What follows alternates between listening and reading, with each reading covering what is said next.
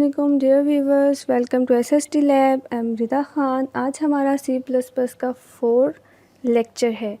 हम इस 4 लेक्चर में प्रैक्टिकल करेंगे जिसमें हम अपना पहला प्रोग्राम बनाना सीखेंगे। पिछले लेक्चर में हमने डव C++ का जो आईडी इंस्टॉल किया था, इंस्टॉलेशन कंप्लीट की थी। आज हम उसको ओपन करेंगे, तो हम इसको ओपन करते हैं अब और अपना लेक्चर स्टार्ट करते हैं। हमारे चैनल एसएसटी लैब को सब्सक्राइब करें ताकि आपको बर वक्त हमारे लेक्चर्स मिलते रहें। इसके अलावा हमारी वीडियोस को लाइक करें, शेयर करें और कमेंट सेक्शन में अपनी राय का इजहार करें। फिर सर्च बार में गए, DV लिखा और हमने इसको ओपन किया। अब ये इसकी विंडो ओपन हो गई है ऐप की, जिसमें आपको नज़र आ रहा है मेन्यू बार आ गया है और इसमें ऑप्शंस आए हुए हैं। अब हम सबसे पहले फ़र्स्ट ऑफ ऑल फाइल पर जाएंगे। फाइल में जाके ओपन करेंगे, जाके न्यू पे जाएंगे। न्यू पे जाके हम सोर्स कोड जो है सोर्स फाइल ओपन करेंगे।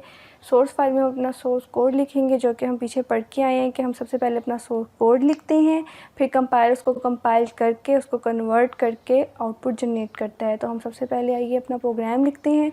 सबसे पहले हम लिखेंगे ऐश इंक्लूड जो है वो हमेशा C++ में हम कुछ भी लिखेंगे वो आपको स्मॉल लिखना होगा, कैपिटल नहीं लिखना। हैश इंक्लूड लिखेंगे, ट्रायंगल ब्रैकेट डालेंगे, ISO डाला,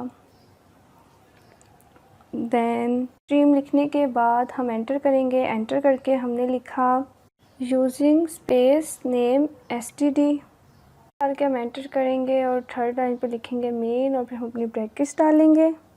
फिर आप नीचे एंटर करेंगे, कर्ली ब्रैकेट डालेंगे। कर्ली ब्रैकेट को हम फंक्शन को बॉडी भी कहते हैं, लेकिन ये तमाम चीज़ें आपको ज़रूर बताई जाएंगी। नेक्स्ट लेक्चर में मैं इंशाल्लाह कवर करूँगी, लेकिन अभी जस्ट मैंने आपको एक बताना है कि हम प्रोग्राम कैसे राइट करते हैं या सी आउट का कॉन्सेप्ट क्या होता है। हम कर्ली ब्रैकेट डालेंगे, एंटर करेंगे, सी आउट लिखेंगे और वहाँ पर लिखेंगे माई फर्स्ट प्रोग्राम।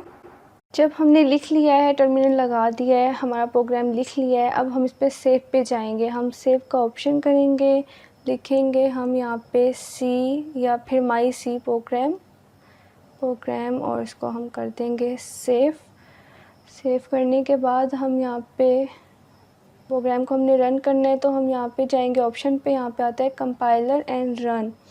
तो हम यहाँ पे इसको क्लिक करेंगे और फिर हम देखेंगे, वेट करेंगे थोड़ा, हमारा प्रोग्राम रन हो रहा है। इसके बाद ये देखें क्या आउटपुट आई है भाई, हमारी फर्स्ट प्रोग्राम। हम देखिए हमने जो वहाँ पे राइट डाउन किया है वहीं पे हमें लिखा आ रहा है, ठीक है, और हमारी आउटपुट जनरेट हो गया हमारी फर्स्ट प्रोग्राम। अब हमें इसको समझना है कि ये किस तरह रन होके आया है, और इनको प्रोग्राम को समझने के लिए हमारा यही होता है कि हमने इसे कैसे समझना है। यहाँ पर अपने इसे गौर से समझना है। सबसे पहले हमने लिखा है हैश इंक्लूड एंगल ब्रैकेट में IO stream stand for input output, ठीक है। जैसे कि हमने यहाँ पे दिया हुआ था माई फर्स्ट प्रोग्राम, ये मैंने इनपुट दी थी, वहाँ पे आउटपुट आई है ना।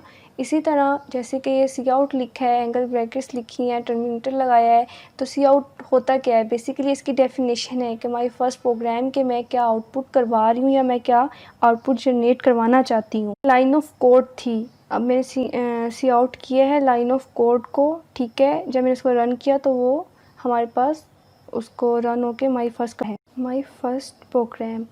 अब जैसे कि सी आउट है, ऐसे ही कंप्यूटर को पता तो होना चाहिए ना कि ये सी आउट है क्या, ये बेसिकली वर्क क्या कर रहा है। इसी तरह अगर हम सी आउट में कुछ भी लिखते हैं, C++ के प्रोग्राम में हमने कुछ भी आउटपुट अपनी जनरेट करवानी है, तो हम सबसे पहले जो हमने ऊपर लिखा है ये इंक्लूड IO स्ट्रीम, इसमें हम ये एक लाइब्रेरी होती है, ठीक है।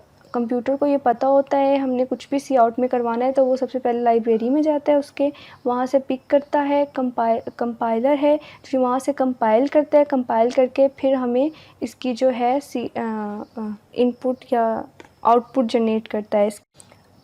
इसमें जो है सी आउट में जो कुछ भी होगा ये यहाँ पर इसकी जो डेफिनेशन है वो ऊपर होगी, तभी कंप्यूटर इधर से पिक करेगा। जैसे मैं अब जो है इस प्रोग्राम में थोड़ी चेंजिंग करती हूँ। जैसे मैंने पहले फ़र्स्ट प्रोग्राम लिखा है, तो मैं सी आउट लिख कर यहाँ पे SST लैब लिख देती हूँ। फिर मैं रन जो है प्रोग्रामर रन ऑप्शन उस पर जाऊँगी, तो कंप्यूटर थोड़ी देर बाद रन करेगा और ये देखें शो ये माई जो है फर्स्ट प्रोग्राम, और SST लैब दोनों आ गई हैं क्योंकि हमने सी आउट किया है। मगर हमने यहाँ पे डिफरेंट लाइन यूज़ की थी, वहाँ पे एक में ही आया था। लेकिन यहाँ पे अपने कंफ्यूज नहीं होना क्योंकि यहाँ पे हमने टर्मिनेटर लगाया था और एंटर किया था। कंफ्यूज होने की बात नहीं क्योंकि हमने टर्मिनेटर लगाया था, एंटर किया, हमने SST लैब कर दिया। मैं इसको ऐसे भी कर सकती हूँ कि मैं नीचे वाली लाइन को जो है उसको कंट्रोल X करके वहाँ पे पेस्ट कर दूँ अपना, और पेस्ट करने के बाद उसको एक लाइन में मतलब लिख लूँ। इसको फिर मैं सेव कर लूँ, सेव करके उधर से कैंसिल करके इसे दोबारा रन करती हूँ। और रन करने के बाद ये देखें फिर भी वैसा ही आया है कि my first program SST lab. Mostly हम जब कोई करते हैं, किसी भी हमने लाइन लिखना होता है तो हम एंटर करते हैं तो सेकंड लाइन पे आता है, लेकिन C++ में ऐसा नहीं होता। यहाँ पे हम एंटर कर करें या टर्मिनेटर डालकर साथ लिखते रहें तो हमारी जो आउटपुट है वो ऐसे सेम शो करता है। मैं एक ही लाइन में बहुत सारे स्टेटमेंट लिख सकते हैं। अगर मैं इसको दोबारा एंटर करूं, नई लाइन पे आ गया। अगर मैं ये चाहती हूँ कि या आप चाहते हैं कि अगर जब मेरा आउटपुट आए तो वो और लाइन पे आए, तो मैं क्या करूँगी, टर्मिनल से जो है पीछे जाकर जो है ब्रैकेट्स डालूँगी, ENDL एंड लाइन लिखूँगी। लिखने के बाद फिर से कंपाइल और रन कर दूँगी। करने के बाद जब हमारी आउटपुट जनरेट होगी तब क्या होगा, ब्रेक आ जाएगा, मतलब लाइन जो है वो उसमें स्पेस आ जाएगा, एंटर हो जाएगी न्यू लाइन पे, मतलब कि 2 लाइंस पे हमारी जो आउटपुट वो जनरेट होगी। हमारी फर्स्ट प्रोग्राम लाइन एंड हुई और फिर SST लैब। L जो है stand for end of line. इसका मतलब होता है कि लाइन को ब्रेक करना और नेक्स्ट जो हमारी लाइन है उस पर हमारी आउटपुट को जनरेट कर देना। लाइन को ब्रेक करना, एंड करना, इसके C+ में बहुत से कॉन्सेप्ट है, वो हम आगे जाके डिटेल में पढ़ेंगे। अभी जस्ट आपको बेसिक ये समझाना था कि सी आउट का जो कॉन्सेप्ट है वो होता क्या है, कि हम अपना प्रोग्राम है जो पहला, या फिर हमें कोई आउटपुट चाहिए होती है तो हम सी आउट करके उसको कैसे डिस्प्ले करते हैं या कंपाइल और कैसे उसको रन करते हैं अपनी C++ लैंग्वेज में।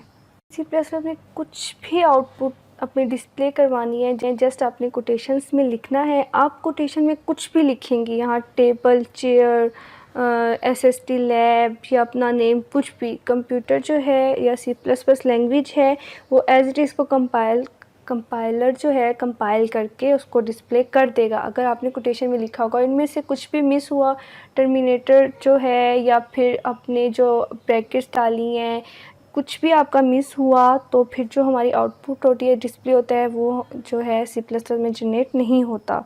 इसमें मतलब कि छोटी सी भी गलती जो है वो एक्सेप्टेबल नहीं होती। यहाँ पे कुछ भी लिखते हैं ना तो एज इट इज़ प्रिंट होता है। मैंने कहा है जैसे कि हम यहाँ पे एक डायग्राम बनाते हैं, ठीक है, मैं कोई भी डायग्राम बना लेती हूँ।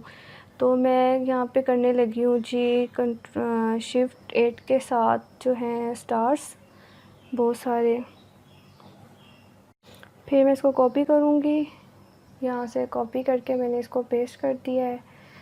पेस्ट करने के बाद मैंने यहाँ पे मैंने इसको इक्वल कर लिया, और ये जो स्टार्स के जो है उसको स्पेस को मैंने कम कर दिया। लाइक जो स्टार है वो कम कर दिया क्योंकि मैं कोई एक शेप देना चाह रही हूँ, तो मैंने इसको स्पेस किया। फिर मैंने इसको यहाँ पे कॉपी किया। कॉपी करने के बाद मैं इसको अगेन पेस्ट कर दूँगी। उसके बाद फिर मैं इसको कॉपी करके फिर इसको मैं पेस्ट करूँगी, Ctrl+V कर दूँगी। और इसके बाद जब मैं अब लास्ट पे इसका जो कॉपी करूँगी और उसको पेस्ट करूँगी तो मैं इसका जो स्पेस है वो कम कर दूँगी, क्योंकि एक डायग्राम की जो भी आप बना लें शक्ल या कोई भी स्ट्रक्चर, वो मैंने इसको किया ऐसे। मैं इसको यहाँ पे सेव करती हूँ। सेव करने के बाद मैं इसको रन कर देती हूँ, तो देखते हैं अब क्या आता है। ये देखें, जैसे एज़ इट इज़ मैंने यहाँ पर लिया था एज़ इट इज़ वैसे ही सी आउट में हमारी एक जो है डायग्राम, जो भी हमने स्ट्रक्चर बनाया था वो डिस्प्ले हो गया। मैं अब नेक्स्ट बनाती हूँ, ज़रा गौर से देखिएगा। मैं ऐसे करती हूँ कि 1 2 3 4 5 करके एक स्टार प्रिंट करवाती हूँ, और अगली जो है सी आउट स्टेटमेंट है वहाँ पे मैं स्पेस देनी है 1 2 3 4। फिर मैं यहाँ पे एक स्टार जो है वो प्रिंट करवा देती हूँ। यहाँ पे मैंने फिर जो है एंड लाइन करूँगी, फिर नीचे स्पेस करके फिर मैं 1 2 3 करके फिर स्टार कर दूँगी, फिर एंड लाइन ब्रेक, फिर मैं सी आउट दूँगी, फिर मैं स्पेस दूँगी। स्पेस आप याद रखिएगा। और मैं 1 2 फिर मैंने स्टार जो है वो प्रिंट करवाया। उसके बाद फिर मैंने एंड लाइन कर दिया, एंड ऑफ लाइन कर दिया। इस पे मैंने जो है एक स्पेस दी, एक स्पेस दे के मैंने स्टार करवा दिया और एंड पे मैंने एंड लाइन नहीं दी क्योंकि अब यहाँ पे मेरा ये एंड हो गया था। अब हम पे डिपेंड करता है, जैसे मैंने बोला कि मैं अभी एंड लाइन यूज़ नहीं करती, हम इसको और भी कर सकते हैं। जैसे चलें ठीक है, मैंने एंड ऑफ लाइन डाला, फिर मैंने एंटर किया, सी आउट किया, मैंने एक और स्टार करवा दिया। ठीक है, स्टार करवाने के बाद मैं उस पर सेव किया, मैंने प्रोग्राम सेव करने के बाद मैं अब उधर रन ऑप्शन पे जाती हूँ, रन एंड कंपाइलर पे, और रन करती हूँ अपना प्रोग्राम। ये हमारा रन हुआ तो यहाँ कोई मिस्टेक आ रही है कि वाज नॉट, अच्छा सॉरी, यहाँ पे गलती है कि हमने यहाँ पे ई डाल दिया है, ई नहीं डालना था। ठीक है, तो हम ये जो है ई अपना सारा रिमूव करेंगे, इस सारा ई को रिमूव करके हम यहाँ से सेव करेंगे, सेव करके फिर कंपाइलर रन करेंगे अपना।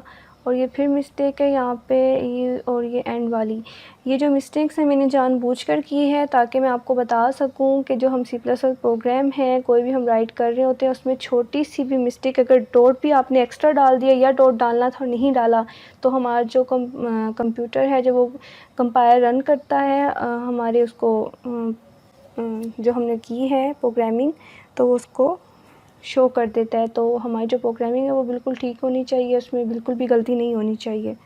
ठीक कर लिया, हमने उसको सेव करना है, सेव करने के बाद हमने उसको फिर वही कंपाइलर रन करना है। देखें फिर से नहीं हुआ, क्योंकि मैंने जो लास्ट वाले यहाँ पे टर्मिनल नहीं लगाया था आपको। फिर हम इसको सेव करेंगे, फिर करेंगे, मैं फिर इसलिए कर रही हूँ ताकि आपको पता चले कि कोई भी गलती यहाँ पे एक्सेप्टेबल नहीं होती सी प्लस प्लस लैंग्वेज में। तो अब ये रन किया तो ये देखें भाई आ गया है, जो हमने स्टार स्पेस दिया हुआ था एज इट इज़ वैसे ही हमारी जो है वो सामने डिस्प्ले हो गया, आउटपुट जनरेट हो गई है हमारी, जो हम सी आउट में देते हैं वो एज इट इज़ डिस्प्ले हो जाती है। ठीक है, हम सी को मल्टीपर्पज़ के लिए यूज़ कर सकते हैं। मैं यहाँ पे एक बात और क्लियर कर दूँ, यहाँ पे मैं सी आउट लिखती हूँ और यहाँ पे मैं लिखती हूँ SST लैब, मैंने फॉर एग्ज़ाम्पल लिया है ये। ठीक है, इसको मैंने सेव किया, सेव करने के बाद मैंने इसको कंपाइल रन किया, करने के बाद आता है, ये देखें आया है SST लैब। ठीक है, मैं आपको जरा से ये बताना चाहती हूँ, ये जो मैंने डबल कोटेशन में लिखा है ना SST लैब, इस टेक्स्ट को हम कहते हैं स्ट्रिंग। स्ट्रिंग मतलब कम्बिनेशन ऑफ डिफरेंट करैक्टर के, जो स्ट्रिंग है वो करैक्टर है, एक डाटा टाइप है जो हम आगे अपने नेक्स्ट लेक्चर में पढ़ेंगे। और डबल कोटेशन में जब स्ट्रिंग आ जाती है उसे हम स्ट्रिंग कहा जाता है, और स्ट्रिंग को हम जब भी प्रिंट करते हैं वो एज इट इज़ हमारा प्रिंट होता है। हमने कुछ भी यहाँ पे लिखा होगा वो एज इट इज़ हमारा प्रिंट होगा। ये एक डाटा टाइप है जो हम आगे इनको पढ़ेंगे, इंटीजर, स्ट्रिंग, फ्लोटिंग पॉइंट, सब चीज़ें। इसमें जो है हमारा कुछ भी हम कर सकते हैं राइट करके। इसमें जो है स्ट्रिंग में आप कुछ भी लिख सकते हैं, जैसे कि मैं यहाँ पे कुछ भी लिख रही हूँ, करैक्टर्स लिख लिया, स्पेशल करैक्टर लिख लिए, वो एज इट इज़ हमारे जो हैं वो डिस्प्ले होते हैं। अब मैंने यहाँ पे कुछ भी लिखा उसको प्ले कर लिया, करने के बाद बस हमने ये ख्याल रखना होता है सी प्लस प्लस में कि जब हम कोडिंग कर रहे हैं तो हमारे कोड में कोई भी मिस्टेक ना हो, ज़रा सी भी जो गलती होती है वो हमारा जो है एरर आ जाता है, एरर जनरेट कर देता है। होप सो आपको इस जो है लेक्चर की काफ़ी समझ आई होगी।